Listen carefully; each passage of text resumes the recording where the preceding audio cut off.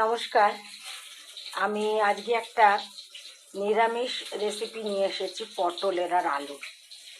আমি এখানে পটলটা ভেজে নিচ্ছি লাল লাল করে। ভাজা হয়ে গেছে, আমি প্রায় নামিয়ে নেব।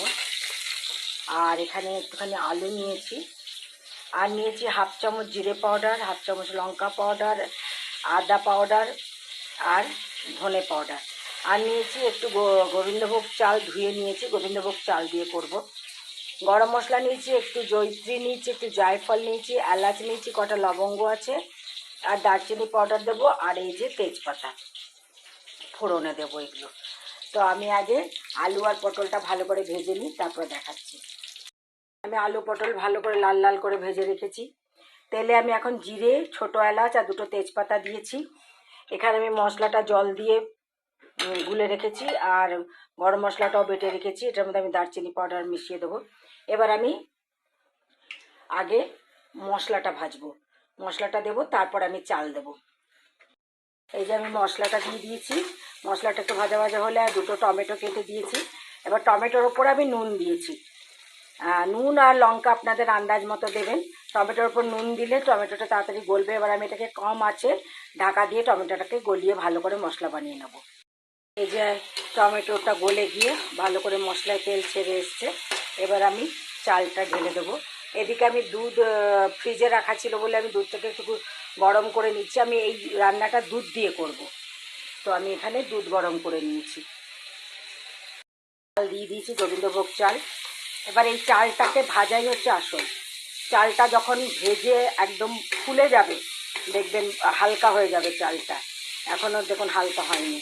চালটা পুরো ফুলে গিয়ে হালকা হয়ে যাবে, তখন বুঝবেন যে চালটা ভাজা হয়ে গেছে। তখন আমি আগে মশলা ধোয়া বাটিটা জল দেব, তারপরে আমি দুধটা দেব। চালটা ভাজা হয়ে গেছে। এবার আমি এটার সাথে আলু আর পটলটা মিশিয়ে দেবো। দিয়ে এটাকে ভালো করে নেড়ে মিশিয়ে নেব। তারপরে আমি প্রথমে জল দেব, তারপরে দুধ দেব। এই যে আমি দুধ ঢেলে দিয়েছি। এবার এটা ফুটে উঠলে তারপর আমি একটু, এটা মিডিয়াম আছে, আমি এটাকে ঢাকা দিয়ে রান্না করব। আর তখনই আমি যখন মিডিয়াম আছে দেবো, তখনই আমি এই গরম মশলাটা যেটা আমি বেটে রেখেছি ওটা দিয়ে দেবো। এই জলটা ফুটে উঠেছে, দুধটা জলটা আমি গরম মশলা মিশিয়ে দিয়েছি। এবার এটাকে একটু মিডিয়াম আঁচে করে, আঁচ মিডিয়াম করে দিলাম, মিডিয়াম আছে। এবার এটা হতে থাকবে। এই ঢাকাটা দিয়ে দেবো।